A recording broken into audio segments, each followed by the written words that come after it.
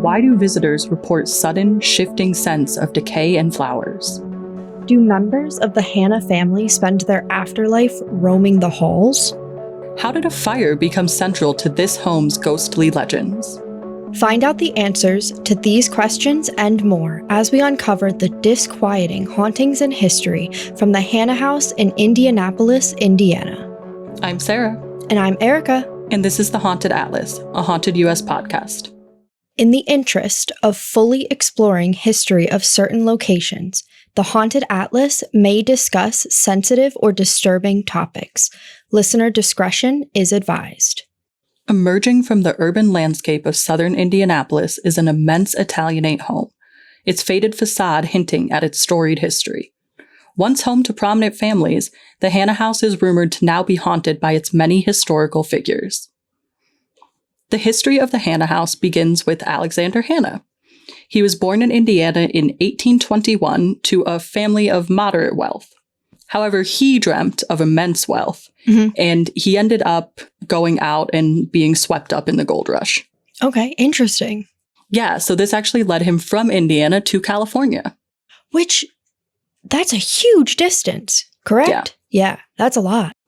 Yeah, it was pretty big for everyone, though, if you think about it, because if you look at where the U.S. was primarily populated during the gold rush, there was like the frontiers and the pioneer people and then the gold rush people. So I think a lot of people probably had to travel significant distances. Right. And that always amazes me because, I mean, these distances are hard for people to complete with a car. Yeah. Much less a wagon. Yeah. And it was 1850. Yeah. So that's crazy. Yeah. He ultimately gave up his hope of finding gold, and instead he turned to becoming a prospector and ran a ranch. I do think it's a nice pivot that he had there, and I think it shows some sense of business mind because he pivoted from going there to try to find gold to running the ranch.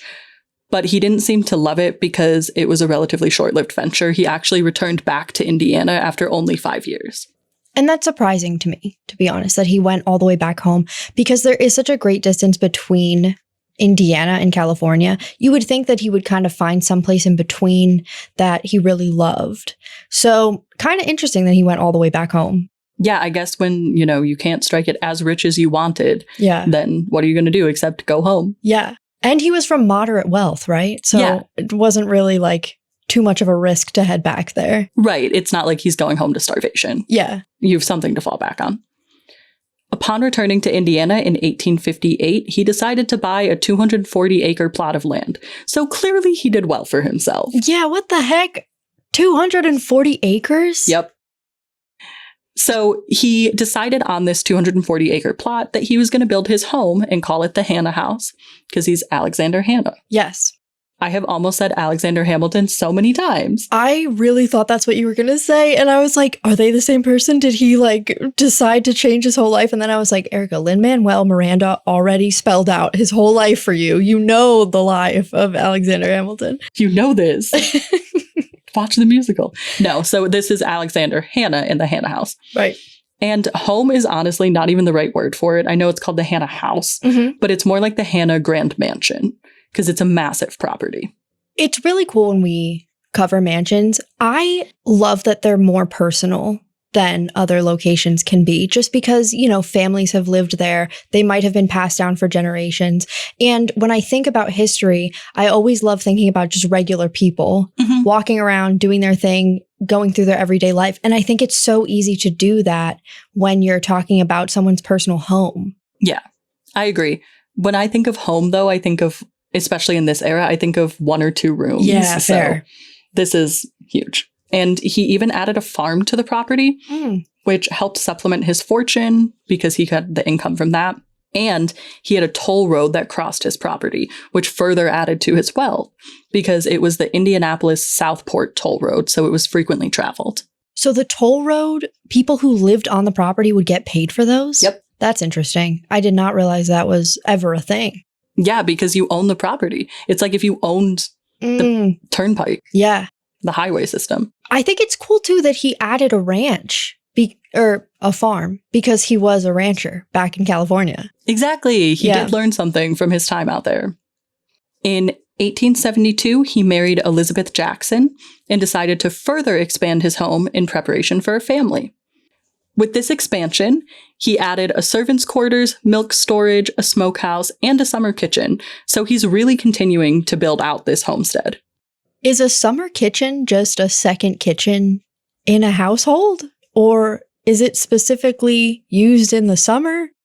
It's specifically used in the summer because of the temperatures, so it's separate from the main kitchen and it's outdoors, but because it can get so cold in winter, it's harder to keep it hot in there. So they're specifically used in summer, and you can do things like keep produce out there, etc. It's typically closer to gardens and stuff like that. Which is cool and definitely portrays wealth, because having a kitchen you can only use in the summer, especially in that time period, is kind of crazy. Yeah. Yeah, and it could be used for storage in the winter because it's not as insulated. Right. So it's kind of like a fridge, depending on where you live. Right. Yeah. So it's a huge expansion. And he was trying to get ready for his family. Unfortunately, Alexander and Elizabeth never got the family that they wanted. She was only able to carry one child to full term, and unfortunately, it was stillborn. That's so sad. Yeah, that's very sad. Yes. Local legend says that Hannah was a well-known abolitionist and that he assisted enslaved people to escape during the Civil War. That's really cool. I wonder if he was able to use the toll road in any capacity. Maybe. I'm overthinking that, but... That's a good thought. If he's the one doing border checks or any sort of check, then he would be able to get away with not checking or confiscating goods. Yeah. That's a great point. I hadn't considered that. There are no historical documents to prove his involvement, but we would not expect that there would be historical documents to prove his involvement. Of course. Elizabeth died in the 1880s and Alexander died in 1895. Following their deaths, the mansion actually sat empty for 4 whole years. That's a really long time for someone to not scoop it up. Well, if you think about it, they didn't have any children. Oh, true. And I don't know how property ownership worked, because now, obviously, it would go right to the government immediately. So, yeah. In 1899, Roman Ayler purchased the property, and he was the local jeweler in the community. He moved his family into it, and they only had a subset of the original 240. They had 20 acres of it. Okay. They further expanded it, building new buildings on that land, and even reconstructing parts of the old house, kind of to make it their own and make sure that everything was structurally sound. So this was things like the front porch that they reconstructed. It's interesting to think about the fact that 20 acres is actually pretty huge. You know, in my head, I'm thinking 20 acres out of 240, that's such a small part of it, but that's actually huge. So of course they could build more on it. Yeah, there's still a significant amount of land there. And when he died, his daughter took over the home and lived there with her husband until 1962. Oh, wow. That brings us, honestly, kind of to modern times. Right. And that's a long time. His family had it for almost 70 years. Yeah. Which is, like I mentioned earlier, it's really nice to hear about the houses getting passed down, because then you have multiple generations of families. You can kind of think of how they lived day to day and imagine their lives. Like, it's pretty cool. Yeah. And following her death, the house once again sat empty. Many of the family's belongings were actually auctioned off after she passed away. Oh. The next family to move in was the O'Brien family. But instead of it being a family home for them, they turned it into an antique store. That's really cool. Yeah, I think it's a really cool pivot there. And while I do agree with you that I love history of homes that have been passed down through prominent families, I think it's cool that they kind of reimagined the space. Yeah, and I'm sure they wish that people hadn't sold off all of the things in the house after Romita moved out. Yeah, I know. That could have helped them. Imagine buying a historical home from the 1800s with all of the antiques and opening an antique store. Yeah. Beautiful. The store had some early success, but it eventually ended up closing after about a decade of running. Okay, that's, still a significant amount of time at least. Yeah, I think that's pretty good for an antique store. Yeah. And once again, the house sat empty. So sad. It's a little strange that it is sitting empty so often, because I feel like for these properties that we typically cover, they're very significant and they're bouncing from hand to hand to hand. So to have so many pauses in its history is definitely interesting to me. Yeah. In 1978, the home was added to the National Register of Historical Places, so that ensured its preservation. But ownership was still up in the air at this time. From this time to the early 21st century, the house was used as a Halloween haunted house attraction every year, which is always an interesting part of a historical home to me. Yes, and a huge jump from what its purpose was 40 years ago. Yeah, I think it's the progression from family home to antique store to Halloween attraction is quite a jump. And I always wonder how these places become Halloween attractions because it doesn't seem like that's a very profitable business, but perhaps it is. I'm not sure of the neighborhood that this house is situated in. If there's a ton of kids, families around it, I don't know. But I remember when I was younger, there was one house in our neighborhood that was just abandoned. And I think it is so easy as a kid with your other neighborhood friends, kids, to sensationalize in your head this house that is literally just a house that no one lives in. And so maybe that's what happened. Like maybe people had legends and stories about these hauntings and then someone came in and decided, well, might as well make money and do tours. I think you're absolutely right with that theory because the haunted house Halloween attraction closed in the 2010s, and in 2013, overnight stays at the house began being offered. So it did kind of progress. And I think you're right. It kind of builds these stories in the local community and people get more and more interested and then word of mouth spreads it. So this is a natural progression here. Definitely. If local lore is to be believed, the Hannah House isn't just a haunted attraction. It's actually a haunted house. Hi, I'm Hannah. And I'm Matt Hannah. We're Horror Hour with the Hannahs, a married couple who love digging into the guts of horror movies. Literally and figuratively. Whether it's new releases or cult classics, on our podcast we break down the scares, themes, and hidden messages with just the right amount of love and humor, with some occasional bickering. So grab your popcorn and your emotional support blanket and join us Wednesdays for a spooky good time with Horror Hour with the Hannahs. Available wherever you listen to podcasts. Subscribe today, if you dare.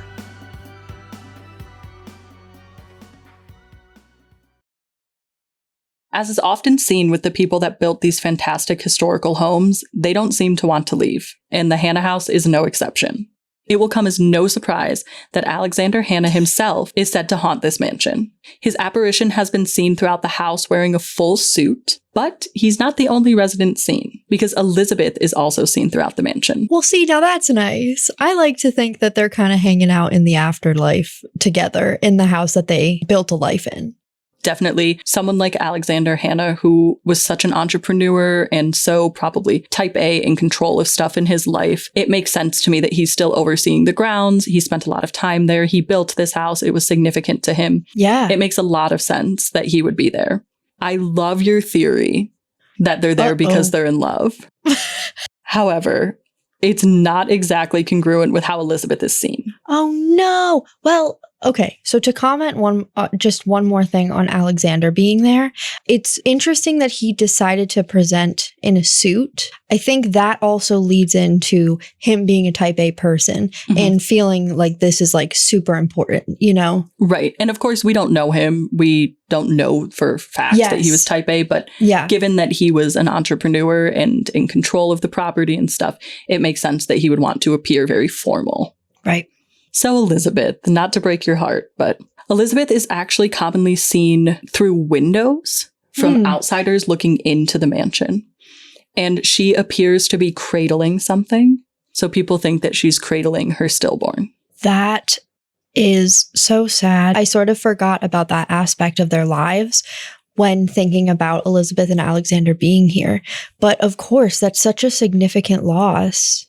What's interesting is there's no formal record of the child being born, but it was the 1800s and it was a stillborn child. So I kind of take that with a grain of salt. But I think it's very sad that she's there mourning still. And he seems to be there running the property. It almost makes me think that they don't have awareness that the other person is still there. Right. Which that is also a really sad thing because they can't lean on each other then. You know, if they're in separate parts of the house and if she's only presenting in front of windows, then it's clear that she's not really walking through the place. Yeah, I was picturing like a cute scene in like a Christmas movie where you look in the window and there's the sad woman there and her husband comes up behind her and is like, it's okay. Yeah. But no, that's just not reality here. Which is so sad.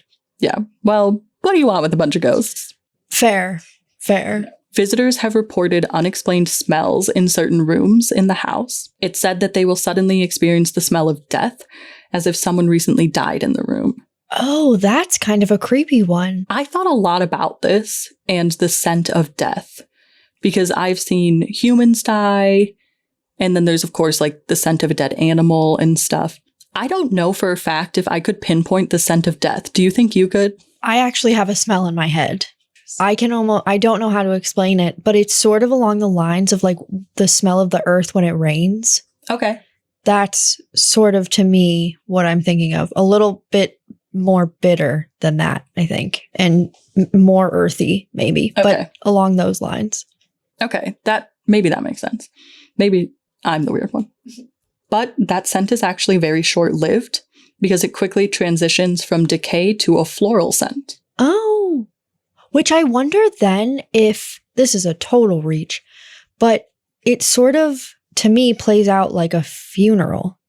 I was thinking either funeral, especially because in this era, they would have had funerals at home. Yeah. Or some people have suggested it's just covering the overall scent of it. Like they would put flowers to try to cover the scent. Yes. So I think both could be correct. Mm-hmm. There's actually a story about death in this house that might be contributing to this scent. The story goes that in the 1860s, a group of escaped enslaved people were taking refuge in the house when they knocked over an oil lamp. The oil lamp started a massive fire and multiple people died. Alexander couldn't reveal their deaths because it would risk jeopardizing his involvement in the Underground Railroad. Right. So instead, he buried the bodies in his dirt cellar. Okay. It's so easy for me to sit here and kind of be like, that wasn't the right move. But also, what was he supposed to do at that time? And that's really terrifying because oil fires spread so quickly. I can't even imagine being trapped. Right. In a room. It must have been terrifying. Yes. And especially if you're with your family or friends, and to have to mourn these people so privately also must have been really challenging. Yes. Because I'm sure it was, of course, upsetting to Alexander that this happened. You know, he wants to help these people. They unfortunately died on his watch. And many people claim that the scents there are the restless spirits that still haunt the mansion. Yeah, which does logically make sense. Yeah, I was thinking about this, and I think based on my research, some people consider that they might be angry at Alexander because they didn't receive proper burials. But I just don't think that that would be the case. I think everybody understood this was a really risky time. Yeah. And they're probably just, upset because they died there. Yes. In such traumatic circumstances. Yes. The unexplained smells have also been known to occur in the basement where the bodies are buried. Yeah. Which is why people think that they're all tied together. In the basement, however, the scent is more specific. It's that of rotting and burning flesh. See, now I don't have a reference for that. I don't either. Yeah. At least not human flesh. No, yeah. I guess rotting flesh could be like a dead animal, roadkill, something like that. But I can only imagine that this scent is absolutely overwhelming in the basement, especially in the basement with no airflow. This is allegedly the place where the escapees would have hidden. So not only are the bodies buried there, but they would have spent a significant amount of time there. So it makes sense that if they are the source of these scents, this is a location that's very prominent for that. Right. In addition to the scent, there have been reports of shadow figures both in the cellar and throughout the house. And witnesses report that the shadow figures look like people in hiding. But I personally think this is really challenging to discern. It's a shadow figure. What are your thoughts on this?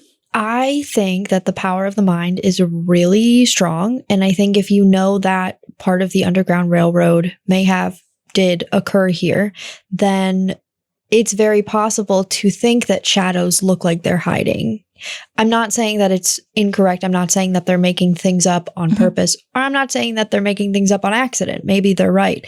But I do think the power of suggestion could be a big component here.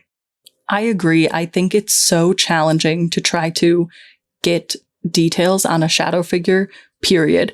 Because if they're dressed in a certain era of clothing, you have no way of saying, is that Elizabeth? Is that one of the escapees? You really have no way of knowing. I think you're right. The power of suggestion is definitely at play here. Right. And also, if they are hiding, that means that the person didn't get a good look at the shadow figure also. Right. And I was thinking further about shadow figures. They tend to dart anyways. We don't often see them just standing and existing. We do see some cases of that, of course, but most of the time the shadow figures are moving. So I don't know if it's the spirit that is contributing to the movement of the shadow figure or the fact that it is a shadow figure in and of itself. You know, I don't know if it's the person's life that has the bearing on how it's behaving.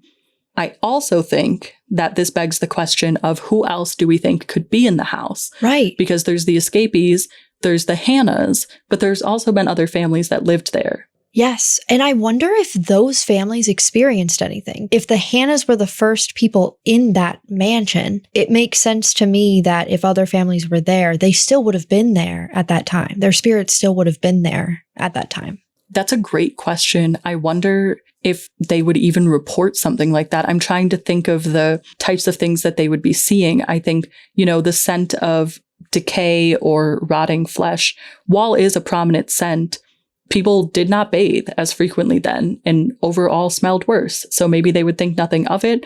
Or if there was the farm right there, maybe they would think that maybe an animal died and not report it.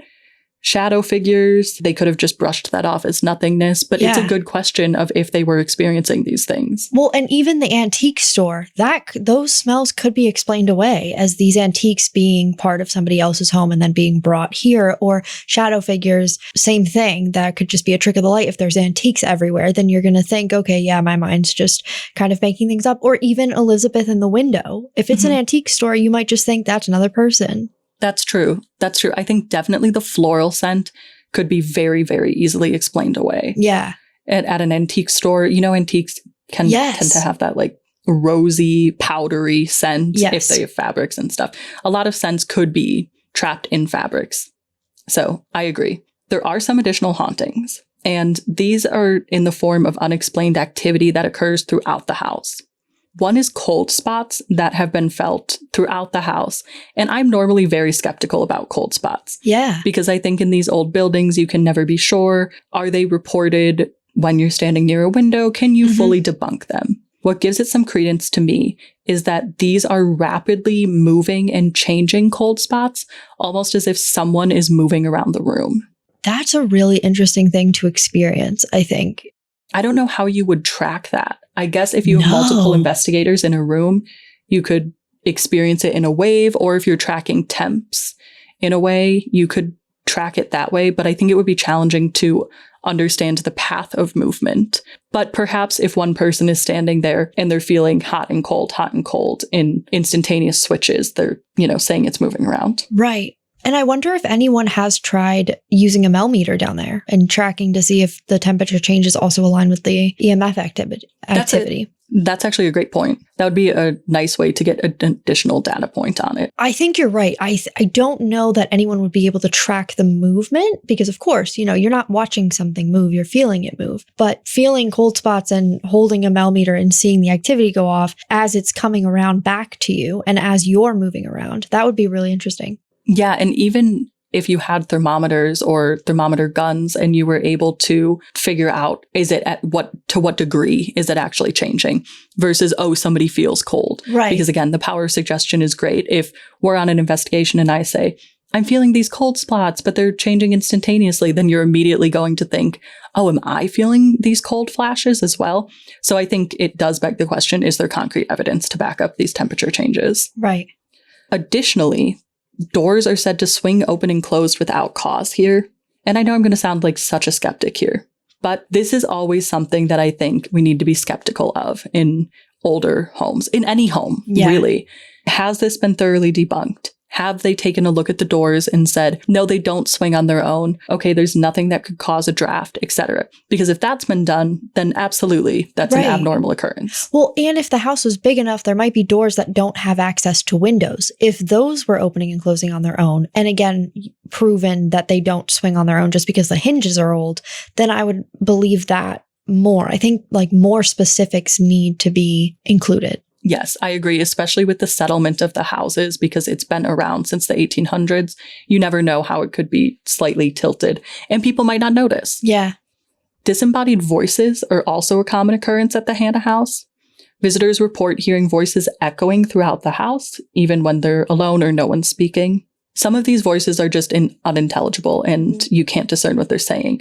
But there's also actually moaning that people have reported here. Oh no, I wonder if that might go along with Elizabeth being in the window. Yeah, I didn't see any information about like the pitch or guessing at the gender of the moan. But I think it could be the people dying in the fire. It could be Elizabeth. Oh. It could even be Alexander if he had a stillborn child. He was likely upset. Yes. Or it could have been a family that we know less about. Yes. You know? It's interesting that we don't hear about other families' spirits in this house, to be honest with you.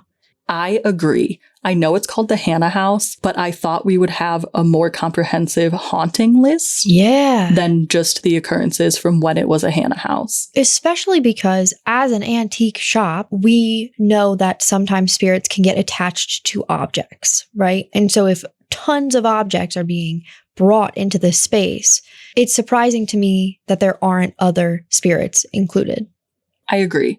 Because I thought the same thing. Could there have been spirits almost deposited there from when it was an antique store? Yeah. Or a spirit that was attached to a person that came in when it was an antique store? I think there's a lot of possibilities here that warrant additional investigation. Mm-hmm. And I do think that there can be a bias when it comes to paranormal investigation to look to the furthest history back, where people think, okay, there's an apparition in a full suit. Well, it has to be Alexander Hannah. It could possibly be the jeweler. Right. So I think you have to also be skeptical in that way. Well, and Romina lived with her husband in that house too, right? Yep. That's a good point too. And we don't know much about the people the O'Briens. Right. We don't know much about the O'Briens who had it be an antique store. Yeah. So what could have happened while they were there?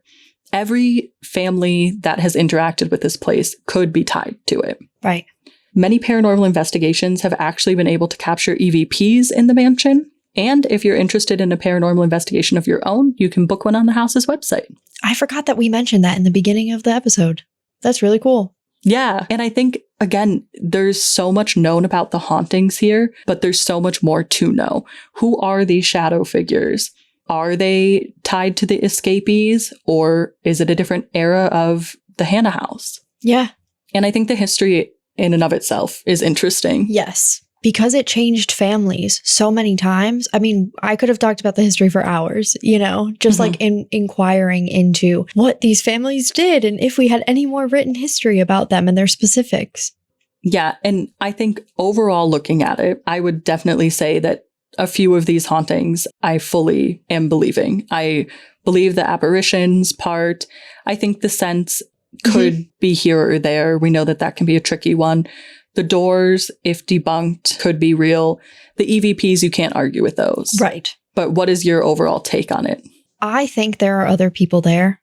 And because, like you said, people have been so focused on the first family that they haven't really been able to inquire into who is also there. But that's my take. I think if we were to do an investigation there, I would really want to try to connect with other parts of the history, because the building itself has been through so much. That alone could lend itself to a wide variety of hauntings. I agree. I think this is why it's so important to know the history before you go to a location, because of course, it's easy to know it's called the Hannah house. Mm-hmm. You can draw on that name if you're trying to engage with spirits. But if you know about the O'Briens and the other families that were there, you can try to target that and ask questions based on that, and then engage those spirits if they happen to be there. So I think you're right. I think there is still a lot of investigation to be done. Yes. And I would actually be interested in knowing how the people who run those hauntings sort of present the house to people doing investigations, because you're right. People might not have done their own research. And so what if they're coming into the space only hearing about the Hannahs, because that's what the house is called? That's a great point. If you've been to the Hannah house, we would love to hear your stories. You can email the team at hauntedus.com and include Haunted Atlas Episode 7 in the subject. Or you can find us on Instagram at hauntedus and send us your stories there. Tune in to our upcoming episode to see the next place where we drop the pin on our adventure across the haunted US. This episode of the Haunted Atlas was presented by Sarah Sweeney and Erica Barrett. It was researched by Sarah Sweeney. Supported by research from Haunted US head writer Mitch Goff, with production assistance by David Sweeney. Our executive producer is Brandon Rugsey. Haunted Atlas is a production of Haunted US. Visit hauntedus.com for more information.